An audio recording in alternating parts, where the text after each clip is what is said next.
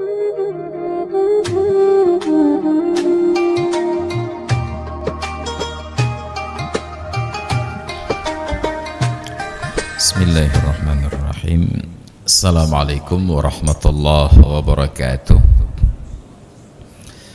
Alhamdulillah, wassalatu wassalamu ala rasulillah Sayyidina wa maulana Muhammadin ibni Abdillah wa ala alihi wa sahbihi wa mawalah. Wa qala Allah ta'ala fil Qur'anil azim wa huwa asdaqul qailin, qul in kuntum tuhibbunallaha fattabi'uni yuhibbukumullahu wa yaghfir lakum dhunubakum. Sadaqallahul azim wa ballagha rasuluhul karim wa nahnu ala dhalika minasyahidin wasyakirin walhamdulillahi rabbil alamin. Wa ba'du. Hadirin dan hadirat jamaah salat maghrib, salat isya dan pengajian yang dimuliakan Allah. Kajian yang telah lalu masuk dalam pembahasan tentang salat sunat tahiyatul masjid sampai pada pernyataan bahwa apabila orang yang masuk masjid tidak memungkinkan untuk mengerjakan salat minimal 2 rakaat, maka disunatkan untuk menggantikan 2 rakaat salat tahiyat itu dengan bacaan tasbih yang lengkap sebanyak 4 kali pengulangan, yaitu subhanallah walhamdulillah wa la ilaha illallah wallahu akbar wa la hawla wa la quwwata illa billahil aliyyil azim arba'an, sebanyak 4 kali pengulangan. Jadi berbeda kadar bacaan pada salat tasbih. Pada salat tasbih hanya subhanallah walhamdulillah wa la ilaha illallah wallahu akbar, diulang-ulang apakah 10 kali atau ada yang 15 kali. Paling-paling hanya pada penutup ditambah dengan wala haula wala quwwata illa billahil aliyyil azim. Jadi kalau setiap bacaan tasbih di dalam salat tasbih sampai pada wala haula wala quwwata illa billahil aliyyil azim, maka durasi waktu pelaksanaan salat tasbih akan bertambah menjadi 2 kali lipat. Pernah suatu ketika saya terjebak di dalam salat tasbih yang demikian rupa. Salat tasbihnya sengaja, cuma bacaan sepanjang itu terjebak karena imamnya yang membaca demikian. Ya, tasbih yang biasanya salat tasbih satu rangkaian 2 rakaat itu selesai dalam masa 20 sampai 25 menit, tetapi menjadi 2 kali lipat. Yang seharusnya 1 jam sudah selesai, ternyata baru selesai 1,5 jam. Kenapa? Karena diulang-ulang sepanjang itu tadi. Subhanallah walhamdulillah wa la ilaha illallah wallahu akbar wa la hawla wa la quwwata illa billahil aliyyil azim. Subhanallah walhamdulillah. Akhirnya durasinya menjadi 2 kali lipat. Nah, ini karena ketidakpahaman tentang batasan bacaan yang disunatkan. Jadi untuk orang yang salat tasbih hanya subhanallah walhamdulillah wa la ilaha illallah wallahu akbar, al-baqiyatus shalihat, yang disebutkan oleh para ulama. Bacaan tersebut dinamakan dengan al-baqiyatus shalihat. Sedangkan untuk yang tidak mengerjakan tahiyatul masjid karena satu dan lain hal, disunatkan sebelum duduk untuk mengucapkan tasbih panjang tadi, subhanallah walhamdulillah wa la ilaha illallah wallahu akbar wa la hawla wa la quwwata illa billahil aliyyil azim, sebanyak 4 kali. Tahiyatul masjid ini sunat, tapi yang namanya hukum taklifi dia akan berubah sesuai dengan situasi dan kondisi. Ada kala sunat, ada kala wajib, ada kala makruh, ada kala haram. Nah, Kapan wajib? Baru menjadi wajib tentu saja apabila ada nazar. Maka ini kalau sembuh cuma kamleng hanengok ngoble, insyaallah saya salat tahiyatul masjid 2 rakaat. Maka masuk masjid salatnya itu menjadi wajib. Normalnya sunat. Kadang-kadang berubah menjadi makruh. Kapan makruh? Wa tukrahu li khatibin dakhala waqtul khutbati wa li muridi tawafin dakhala al masjida la li mudarrisin. Makruh salat tahiyatul masjid untuk seorang khatib yang telah masuk waktu khutbah. Khatib datang menjelang khutbah, kalau tahiyatul masjid itu menjadi makruh. Karena syarat memungkinkan pelaksanaan tadi tidak terpenuhi pada khatib. Demikian pula pada orang yang ingin tawaf, karena pada orang yang tawaf tidak berlaku salat sunat, sebab untuk Masjidil Haram tahiyatul masjidnya itu ya praktek tawaf sebanyak 7 putaran.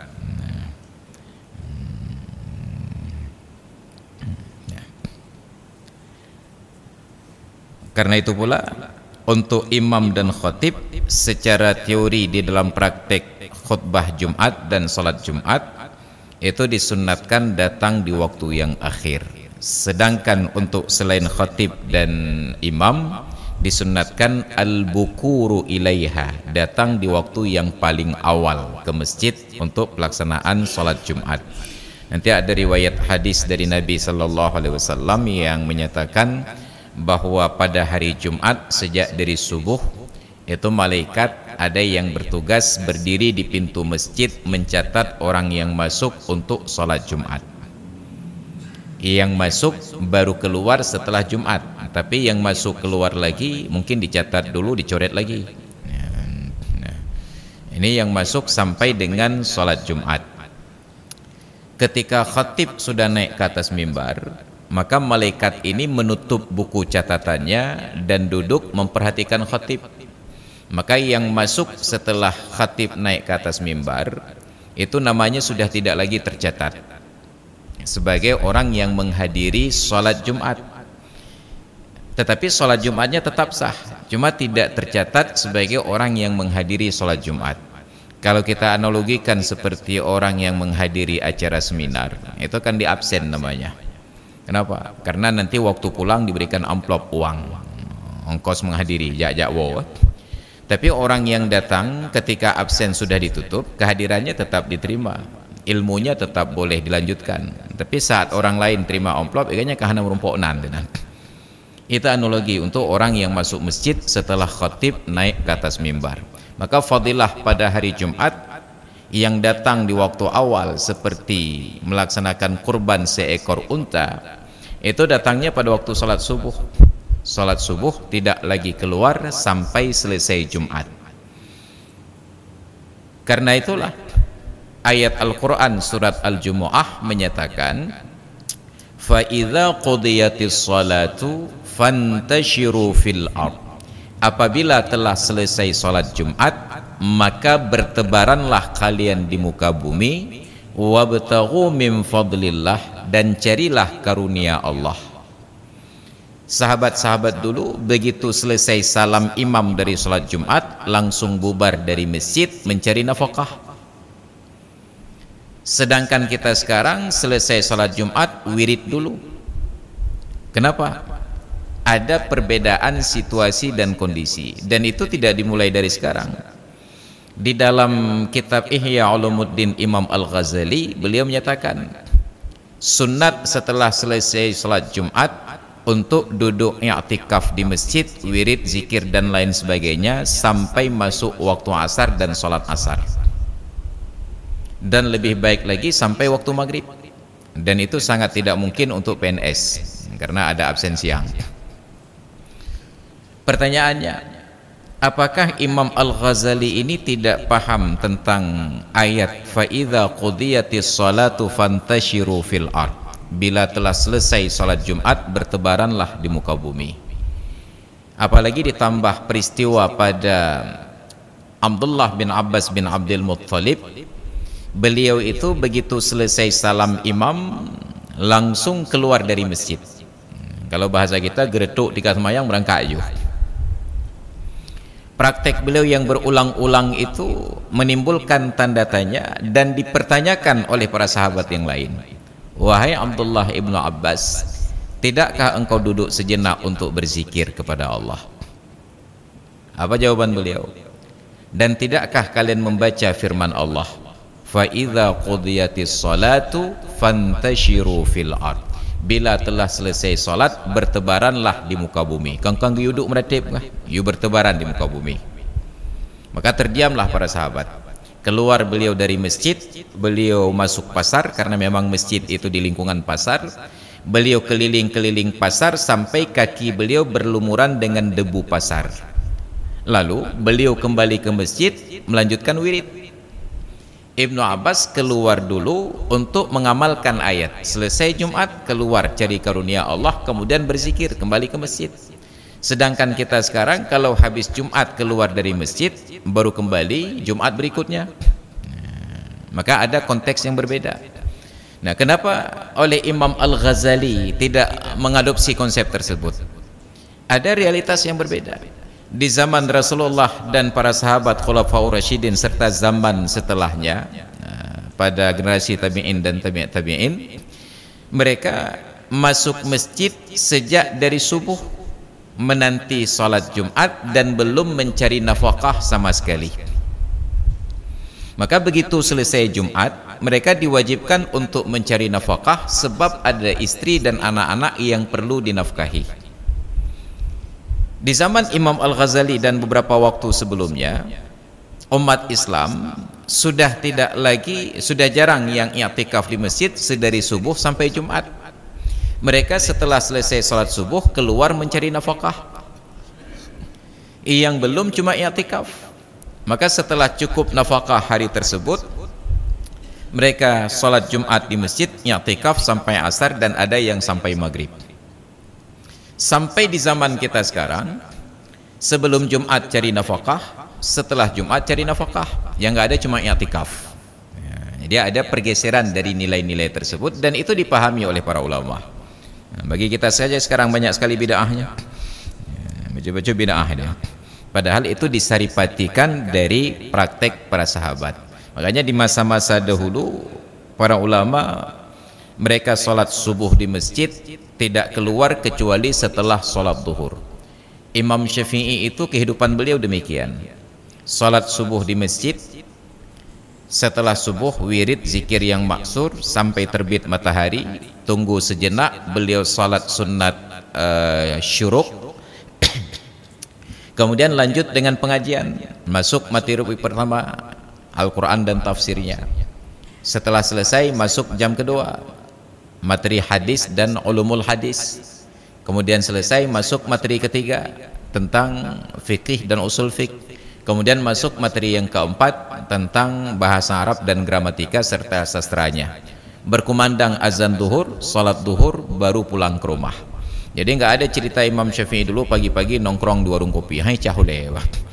Tetap duduk di masjid sampai salat duhur. Itu dulu ketika ilmu pengetahuan itu sangat-sangat dielu-elukan. Orang datang ke masjid untuk belajar ilmu. Maka dipraktekkan. Saat dulu saya kuliah di Al-Azhar, Al-Azhar itu baru memulai perkuliahan pada jam 9. Sebelum jam 9 itu kantor belum buka. Tapi ada ulama-ulama Al-Azhar yang mereka tidak menanti jam 9. Setelah sholat subuh mereka siap-siap di rumahnya, setelah sarapan pagi berangkat ke Masjid Al-Azhar. Jam 7 mulai pengajian. Seperti Dr. Muhammad Ali Jumu'ah, beliau buka kajian hadis jam 7. Maka mahasiswa datang jam 7 ke masjid, talaqi halaqah lebih dahulu, baru jam 9 bubar dari masjid masuk ke kampus untuk kuliah. Maka terhubung antara masjid dengan universitas. Karena itulah di dalam Islam universitas itu dalam bahasa Arab dinamakan dengan nama yang mirip-mirip masjid. Masjid ada yang jami', ada yang ghairu jami'. Yang jami' itu masjid yang diadakan sholat Jumat. Yang tidak diadakan sholat Jumat hanya sholat fardu 5 waktu, itu masjid juga tapi ghairu jami'. Karena saking akrabnya penyebutan masjid jami' sehingga hilang nama masjid, tinggal jami'. Jami' Al-Azhar, Jami' Husain, mereka tidak lagi sebut masjid, menjadi jami'. Karena dulu pengajiannya tingkat tinggi itu ada di masjid, saat digeser ke ruang-ruang belajar disebutkanlah tempat belajar itu dengan jami'ah. Jami' dan jami'ah. Makanya Syekhul Azhar, Rektor Al-Azhar, setiap kali berbicara selalu menyebutkan al-mutakallim bismil azhari jami'an wa jami'atan, berbicara atas nama institusi Al-Azhar baik sebagai sebuah masjid ataupun sebagai sebuah universitas. Maka dulu pengajian di masjid itu berkelas, itu kajian tingkat tinggi. Sampai di zaman sekarang pengajian di masjid turun kelas menjadi pengajian TPA. Padahal di dalam hadis anak-anak tidak boleh terlalu bebas di masjid, karena masjid itu ruang untuk ketenangan beribadah, bukan taman kanak-kanak. Maka jangan tuntut masjid ramah anak, tapi ajarkan anak untuk ramah masjid. Cuma inilah kekhawatiran kita. Ketika kehormatan masjid tidak kita pelihara, pelan-pelan orang mulai berani untuk melanggar kehormatan masjid. Sudah berapa sering saya katakan bahwa masjid harus steril dari orang yang tidak mendukung syariat, yang pamer aurat. Yang mesti oleh kareng sampai nuhat han itu batlom. Bayangkan orang keluar masuk pakai celana pendek dalam pekarangan masjid dan BKM masjid tidak tersinggung sama sekali. Ada provokasi. Jadi laweknya hanjit le bahasa-bahasa sindiran payah langsung je. Hanjit le tak gusuk-gusuk payah tak tampak je. Apa yang terjadi? Maka terjadilah yang sedang viral sekarang di Masjid At-Tahir di Jakarta itu. Orang perempuan Islam tidak tutup aurat masuk masjid, ditegur mencak-mencak mau viral. Yang tinggal ada perih tamong masjid cok masjid tu waktu. Kenapa? Ini sikap permisifme kita. Tidak mampu menjaga ruang-ruang sakral dari praktek yang menentang syariat. Bayangkan di lingkungan Masjid Baitul Shalihin itu ada warung kopi, dan orang yang masuk ke sana mereka entah sadar entah tidak bahwa mereka masuk dalam lingkungan pagar masjid. Maka ketika hari ini terjadi pelanggaran syariat, saya tidak marah lagi kepada orang yang melanggar, tapi saya marah kepada orang yang paham tapi tidak mau bekerja. Nah, MPU kau hana periurau tu nak. Baru hari ini kita baca berita bahwa MPU mengangkat judul tentang isu sudah mulai tumbuh bibit-bibit LGBT di Aceh. Mantang tumbuh bibit. Hai dia bukan mau cucuk katino. Bayangkan kesadaran yang sangat lambat. Maka nauzubillah, hilang rasa hormat kita kepada lembaga-lembaga terhormat itu karena tidak berbuat dan tidak bekerja. Hanya perlu langkah kecil saja.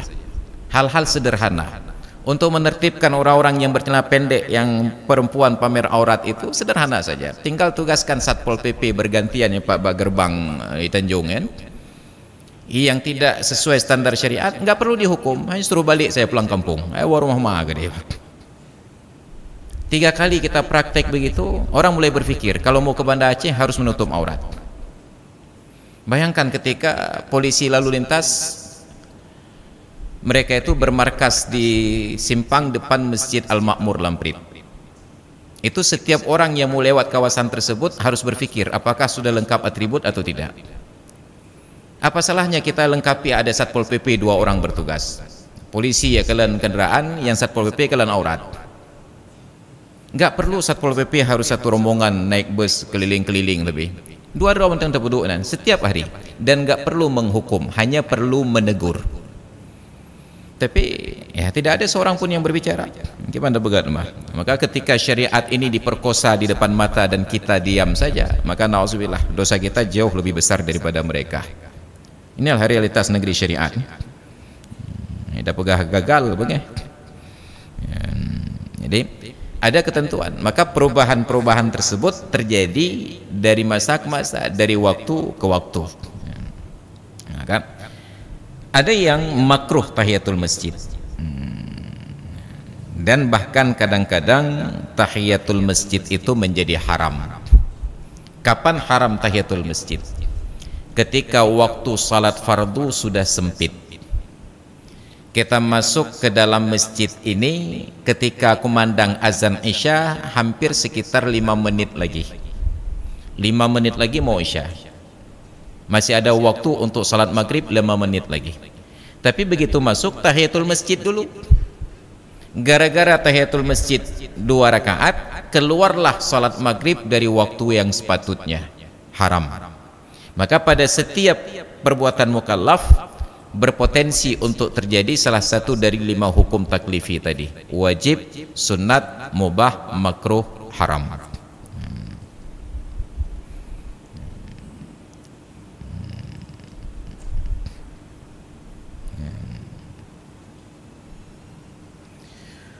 Wa raka'ata istikharatin, dan termasuk di antara salat-salat sunat lagi salat istikharah. Raka'ata istikharatin, 2 rakaat salat istikharah. Salat istikharah ini hampir mirip posisinya itu seperti tahiyatul masjid. Dia itu bukan sunat yang maksudah, bukan praktek salat sunat itu yang dituju. Intinya ada pelaksanaan salat minimal 2 rakaat sebelum masuk dalam kegiatan. Maka tahiyatul masjid itu tidak mesti dengan niat salat sunat tahiyatul masjid. Apapun salat yang kita kerjakan saat masuk ke dalam masjid sebelum duduk minimal 2 rakaat itu sudah mempunyai kapasitas sebagai tahiyatul masjid. Apakah salat fardunya ataukah salat rawatib qabliyahnya. Maka kalau besok subuh kita datang kemari, kita perhatikan jam 3 menit menjelang qomat, kita hitung-hitung. Kalau saya kerjakan salat tahiyatul masjid, enggak sempat lagi qabliyah subuh. Kalau saya kerjakan salat qabliyah subuh, enggak sempat tahiyatul masjid. Nyotoh dah cok. Dahulukan salat qabliyah subuh. Karena dengan mengerjakan qabliyah subuh, fadilah tahiyatul masjid kita dapati. Tapi dengan mengerjakan salat sunat tahiyatul masjid, fadilah qabliyah subuh tidak akan kita temui. Sedangkan kedudukan qabliyah subuh lebih kuat daripada salat sunat tahiyatul masjid, karena qabliyah subuh itu sunat yang maksudah. Maka Nabi apresiasi di dalam hadis, raka'atul fajri khairun minad dunya wa ma fiha. 2 rakaat salat sunat fajar lebih baik daripada dunia dan segala isinya. Maka demikian pula salat sunat istikharah ini juga berikut nantinya ada salat sunat tawaf, salat sunat ihram. Itu ghairu maksudah, bukan tujuannya untuk sunat tersebut. Tujuannya adalah ada praktek salat minimal 2 rakaat pada kegiatan-kegiatan tersebut. Makanya salat istikharah ini tidak mesti salat sunat khusus. Yang penting doa istikharah dipraktekkan setelah mengerjakan salat minimal 2 rakaat walaupun salat fardu. Maka ada salat istikharah wa ihramin, dan salat sunat ihram, wa tawafin, dan salat sunat tawaf, wa wudu'in, dan salat sunat wudu'. Kesemua salat yang dimaksud tadi ghairu maksudah, bukan sunat yang dituju secara khusus. Maka dibuat pernyataan pada bahagian akhir, wa tata'adda raka'atat tahiyyati wa ma ba'daha bi raka'ataini fa aktsara min fardin aw naflin akhara wa in lam yanwiha ma'ahu.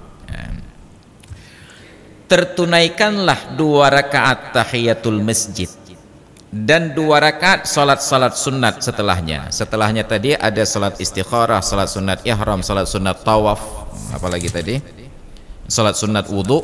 Tertunaikan masing-masing 2 rakaat tahiyatul masjid, 2 rakaat istikharah, 2 rakaat sunat ihram, 2 rakaat sunat tawaf, dan 2 rakaat sunat wudu.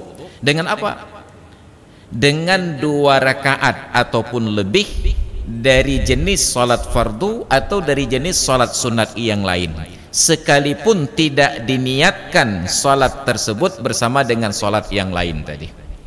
Asal sudah ada salat minimal 2 rakaat, apakah salat fardu atau salat sunat, itu sudah sah menjadi salat tahiyatul masjid bagi orang yang masuk masjid. Sudah sah untuk menjadi salat istikharah bagi orang yang ingin istikharah. Sudah sah menjadi salat sunat ihram bagi orang yang mau ihram. Sudah sah menjadi salat sunat tawaf bagi orang yang sudah selesai tawaf. Dan sudah sah untuk menjadi salat sunat wudu bagi orang yang baru selesai berwudu. Maka disebut sunnah ghairu maqsudah, bukan sunat yang menjadi tujuan utama. Substansinya ada pelaksanaan salat tersebut, minimal 2 rakaat ataupun lebih. Sekalipun tidak diniatkan salat tersebut bersama dengan salat yang dikerjakan. Apa makna tertunaikan? Ai yasqutu talabuha bidzalika. Gugur tuntutan pelaksanaan salat tersebut dengan mengerjakan salat minimal 2 rakaat. Artinya untuk orang yang mau duduk di dalam masjid tidak makruh lagi karena belum tahiyatul masjid. Kenapa? Karena sudah ada salat minimal 2 rakaat sebelum duduk, walaupun bukan salat sunat tahiyatul masjid. Untuk istikharah apa artinya?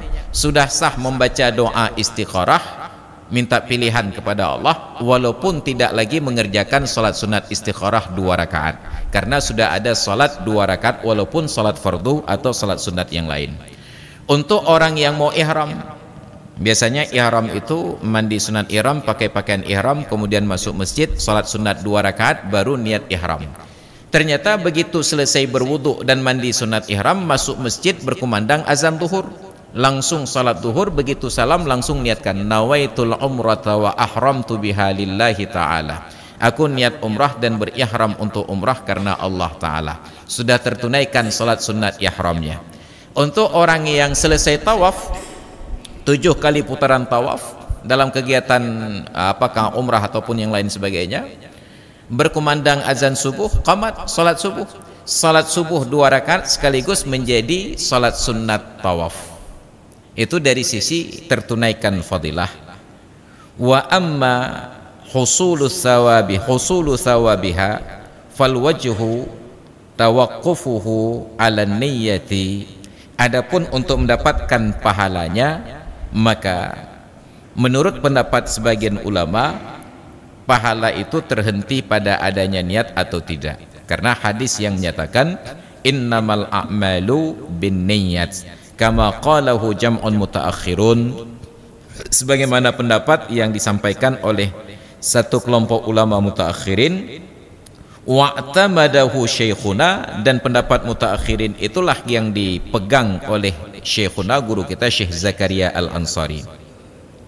Lakin zahiru kalamil ashab husulu thawabiha wa in lam yanwiha ma'ahu. Tapi menurut sahabat-sahabat Imam Syafi'i, fadilah pahala dari masing-masing salat sunat tadi tertunaikan dengan mengerjakan 2 rakaat minimal salat jenis apapun sekalipun tidak diniatkan. Nah, itu tentang kedudukan salat yang ghairu maqsudah tadi. Nah, tadi disebutkan tentang istikharah. Diuraikan oleh Sayyid Abu Bakar Syata sebagai pensyarahnya. Disunnatkan 2 rakaat lil istikharati, untuk meminta pilihan. Ai talabul khairi, meminta kebaikan, fi ma yuridu, pada sesuatu yang diinginkan untuk mengerjakannya. Maka istikharah dari kata-kata khairun, ada tambahan alif, sin, dan ta pada awal. Di dalam gramatika bahasa Arab, kalau ada tambahan alif, sin, dan ta pada awal menunjukkan makna meminta, menuntut. Ampunan, ghufrun dalam bahasa Arab, ghafara. Orang yang minta ampun, istaghfarah. Makan, akala, minta makan, istakala.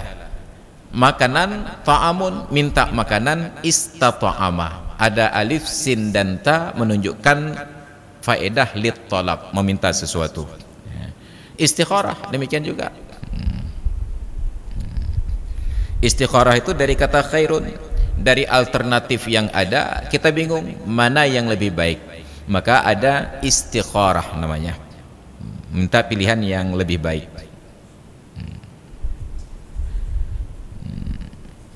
Wa maknaha fil khairi, dan maknanya itu pada kebaikan. Al istikharatu fi ta'yini waqtihi, adakala minta pilihan itu tentang waktu yang lebih baik. Wa yukarriruha, dan diulang-ulang salat istikharah tersebut, ila ayyan syaraha sadruhu li syai'in, sampai hatinya tercerahkan untuk salah satu pilihan. Summa yamdi fi man syaraha lahu sadruh, lalu dia jalankan apa yang terinspirasi di dalam hatinya tadi. Fa in lam yansyarih, apabila belum juga mendapatkan kesimpulan, akhara ila an amkana, maka dia tunda pelaksanaan dari kegiatan tersebut sampai memungkinkan. Wa illa, tapi waktunya sudah mepet, gak mungkin ditunda. Syara'a fi ma tayassara, maka dia masuk dalam pekerjaan yang paling mudah pada waktu tersebut. Fa fihil khairu, disitulah kebaikannya. Satu ketika 2007, saya punya seorang kawan sebaya saya. Kami selisih umur hanya dalam hitungan hari. Saya lahir tanggal 5 Agustus, beliau itu lahir 14 Agustus.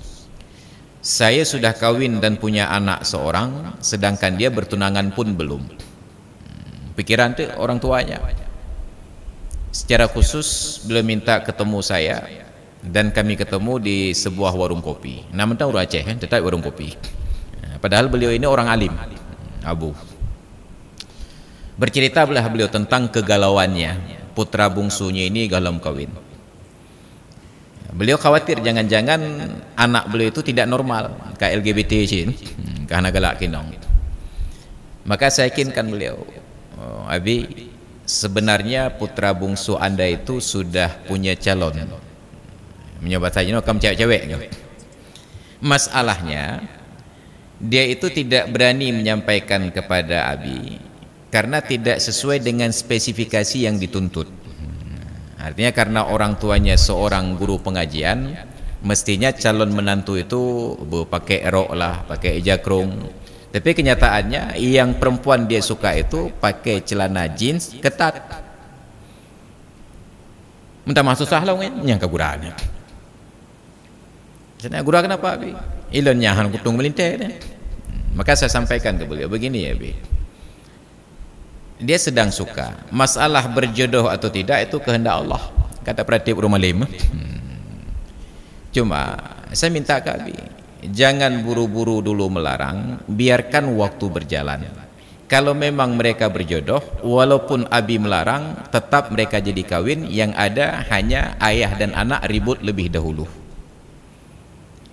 Kalau tidak berjodoh, enggak perlu dilarang, tetap putus dengan sendirinya. Jadi daripada dan karungan je no, kakak bahkan menang mentang ilai. Menan aku menan.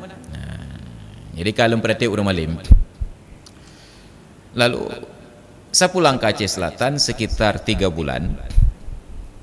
Sepekan sebelum saya kembali ke Banda Aceh, tiba-tiba dia telefon. Kayak ngagam lain deh. Alhamdulillah saya bilang. Kayak ngagam lain.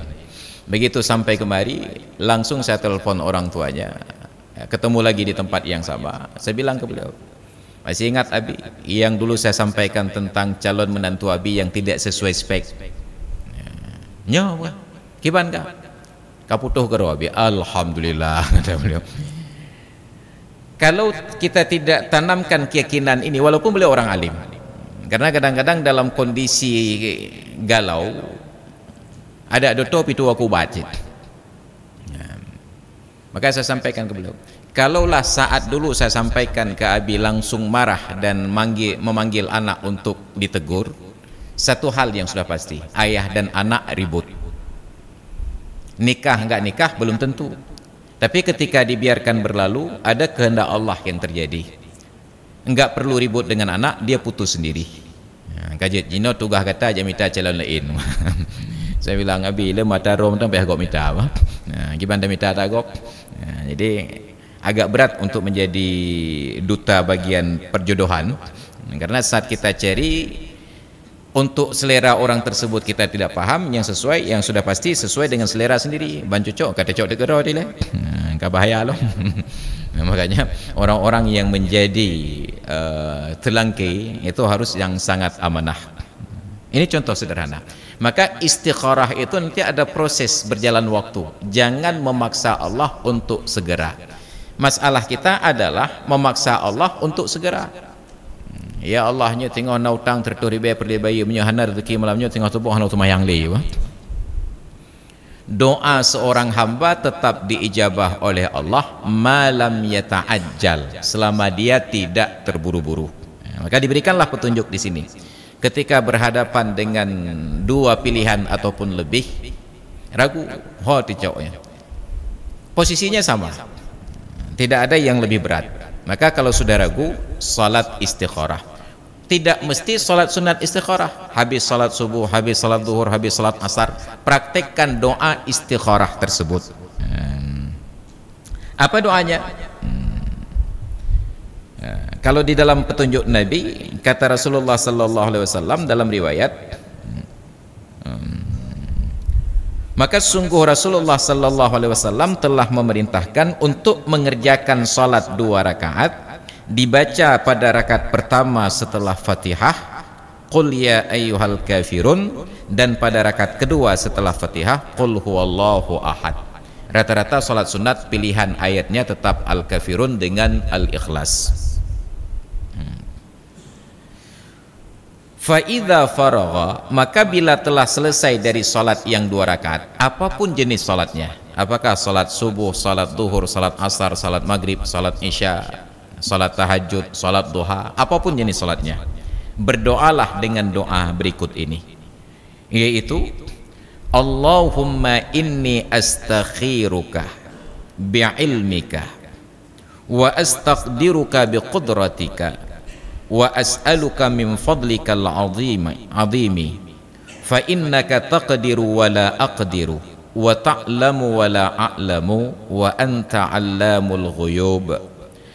Allahumma in kunta ta'lamu anna hadzal amra khairun li fi dini wa dunyaya wa aqibati amri wa ajilihi wa ajilihi faqaddirhu li wa barik li fihi thumma yassirhu li wa in kunta ta'lamu anna hadzal amra syarrun li fi dini wa dunyaya wa aqibati amri wa ajilihi wa ajilihi fasrifni anhu wasrifhu anni waqdir liyal khaira aina ma kana innaka ala kulli syai'in qadir.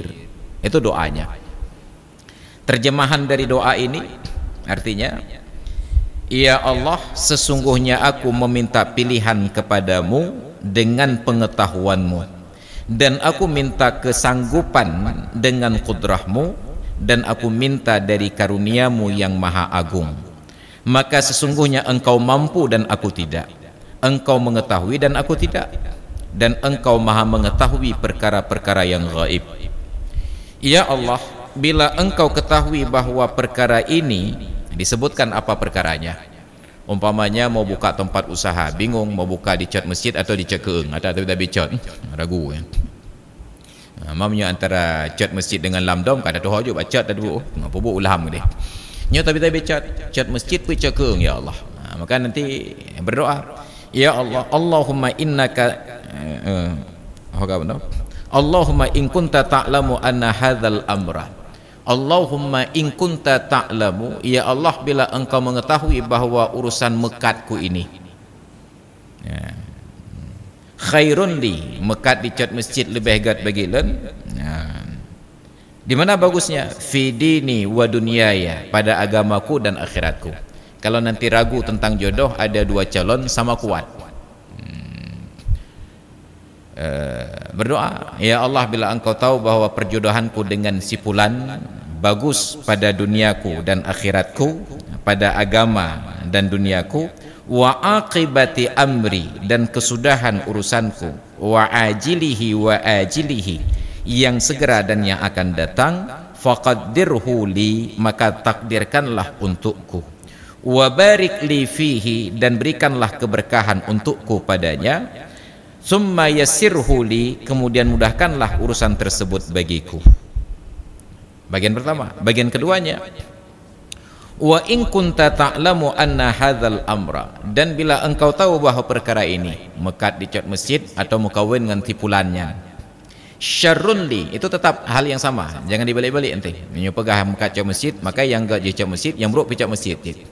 Bentuk tak Allah Taala, ya Allah menyetepa mekat cat masjidnya gat sampai habis, dan ya Allah menyetepa mekat cat keengyan buruk. Nya cekam pilihan. Cek kata pun ini juga kan. Itu sudah mengarahkan Allah Taala untuk pilihan kita. Ini disamakan konsepnya. Ya Allah, jika engkau mengetahui bahwa perkara ini buruk bagiku pada agama dan duniaku, pada kesudahan urusanku yang segera dan yang akan datang, fasrifni anhu, maka palingkan aku dari perkara tersebut, wasrifhu anni, dan palingkan perkara tersebut daripadaku. Kalau bagian mekat tadi, mekan de pejiuh lun bek mekat tinan, dan pejiuh tempatnya bek tongan lun. Kalau persoalan jodoh, palingkan aku darinya dan palingkan ia dariku. Baik, tinggal ingat li, jangan nanti CLBK alim kawin, cinta lama bersemi kembali. Waqdir liyal khaira aynama kana, dan takdirkanlah untukku kebaikan dimanapun kebaikan itu berada. Innaka ala kulli syai'in qadir, sesungguhnya engkau maha mengetahui, maha mampu atas segala sesuatu. Yang perlu diingat, doa ini tidak mesti berbahasa Arab dan tidak mesti dihafal. Bila mampu membaca dengan bahasa Arab, ditulis, dibaca. Sampai pada hajat tertentu yang dia ingin dapatkan pilihan, disebut dengan bahasa yang dia pahami. Pandai bahasa Arab dengan bahasa Arab. Kalau tidak mampu berbahasa Arab, kita kat dengan bahasa Arab aja. Dilakukan berulang-ulang. Itu tidak wajib untuk dihafal doanya, boleh dibaca. Doa ini diriwayatkan oleh Jabir bin Abdullah. Qala, beliau berkata, kana Rasulullah sallallahu alaihi wasallam yu'allimuna al-istikharata fil umuri kulliha.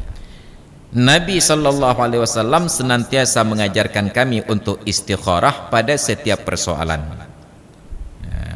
pada setiap perkara. Kama yu'allimuna as-surata minal Qur'an, sebagaimana beliau mengajarkan surat-surat Al-Qur'an itu kepada kami. Jadi tidak mesti perkara-perkara besar, hal-hal yang kecil pun Nabi ajarkan untuk istikharah.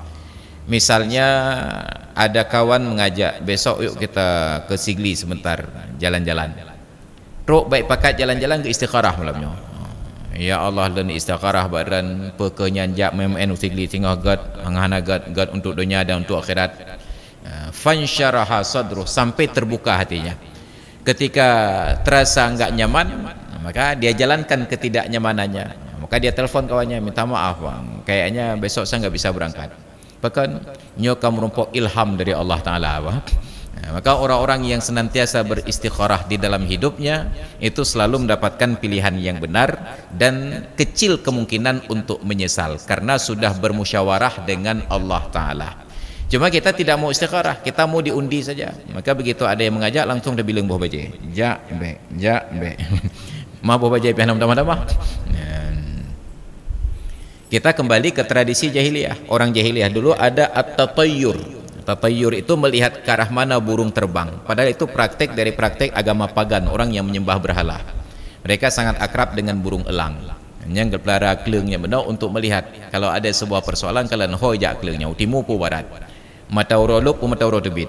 Kalau dia terbang ke arah matahari terbenam, maka mereka enggak jadi melakukan kegiatan. Kenapa? At-tatayyur dari kata-kata tayrun, burung. Kemana arah burung itu terbang? Sedangkan Islam mengajarkan istikharah, minta pilihan itu kepada Allah Subhanahu wa Ta'ala. Ini diajarkan oleh Nabi. Maka lakukan hal-hal tersebut pada perkara-perkara sekecil apapun untuk memulai. Karena itulah Ummul Mukminin Aisyah menjelaskan tentang sikap Nabi. Ma khayyara Rasulullah sallallahu alaihi wasallam bainal amrayni qattun illa ikhtara aisarahuma ma lam yakun ithman. Tidak pernah Nabi sallallahu alaihi wasallam dihadapkan kepada dua pilihan sama sekali kecuali pasti beliau memilih yang paling ringan di antara keduanya. Asal ada pilihan, Nabi beristikharah, Nabi istikharah. Kenapa beristikharah? Karena beliau yang mengajarkan istikharah dan beliau punya konsep idza amara bi syai'in bada'a bihi bi nafsihi. bila menyuruh sesuatu beliau mulai dari dirinya sendiri. Kita saat menyuruh sesuatu tidak berlaku untuk diri sendiri. Nabi kalau menyuruh beliau memulai dari diri sendiri. Maka praktek istikharah ini kita biasakan. Doanya tinggal di download di HP. Oh maka tua doa aku. Tinggal tulis di Google doa istikharah. Itu juga doa. Kita cerita saya itu doa istikharah. Doa istikharah. Google-nya malim dah aja. Yang tua babu tinggal kanya. Doa istikharah. Itu dah. Bit malim Google. Ya, tu paket. Ada yang pakai terjemah, ada yang bahasa Arab, ada yang berbaris, ada yang enggak ada baris. Allahumma inni astakhiruka bi'ilmika wa astaqdiruka biqudratika wa as'aluka min fadlika al-'azima fa innaka taqdiru wa la aqdiru wa ta'lamu wa la a'lamu wa anta 'allamul ghuyub. Allahumma in kunta ta'lamu anna hadzal amra khairun li fi dini wa dunyaya wa ma'ashi wa 'aqibati amri faqdirhu li wa yassir li thumma barik li fihi. Wa in kunta ta'lamu anna hadzal amra syarrun li fi dini wa ma'ashi wa 'aqibati amri fasrifhu anni wasrifni anhu waqdir liyal khaira hainama kana thumma radini. Nah itulah. Wah ada arti dengku ada berikut dengan terjemahan. Wah anjik dah baca bahasa Arab, nah tulis bahasa Indonesia aja. Jadi tinggal tempo buat pun tu. Makanya jadi orang alim sekarang mudah. Yang hek je kurang alim kau nyambut ni lah. Hafai mandum. Ini lengkap dengan arti. Doa salat istikharah dan artinya. Dempuna. Yang penting benar paket. Biar orang doa kah habis paket. Hanya dia doa aja. Maka termasuk bahagian dari istikharah juga. Baik hadirin dan hadirat sekalian yang dirahmati Allah. Itu pelajaran kita pada malam yang mulia ini. Mudah-mudahan menjadi ilmu dan dapat diamalkan. Jadi dimulailah istikharah nanti setelah selesai solat Isya. Karagunya puwa rumah le puji kopi le. Istikharah dulu. Ya Allahumma inni astakhiruka bi'ilmika fa innaka ta'lamu wa la a'lamu wa taqdiru wa la aqdir. Ya Allah menyuntup bahawa wajib kopi lebih hebat bagi len untuk jinau dan uku. Maka pemudah bagi len dan nabi berkat. Ya Allah menyuntup wajib kopinya hanagat maka puji len dari kopi dan puji kopi dari len. Ya. Dimulai dari hal-hal sederhana insya-Allah. Selama niatnya bukan untuk ulo-ulo, bukan litala'ub, bukan untuk niat main-main. Tapi kalau niatnya untuk mengamalkan ilmu, kita mulai dari hal-hal yang sederhana. Baik hadirin dan hadirat sekalian yang dirahmati Allah, demikian kajian kita malam ini. Mudah-mudahan jadi ilmu yang bermanfaat. Wallahu a'lam bis-shawab wa ilaihil marji'una wal ma'ab. Hadanallahu iyyakum ajma'in. Assalamualaikum warahmatullahi wabarakatuh.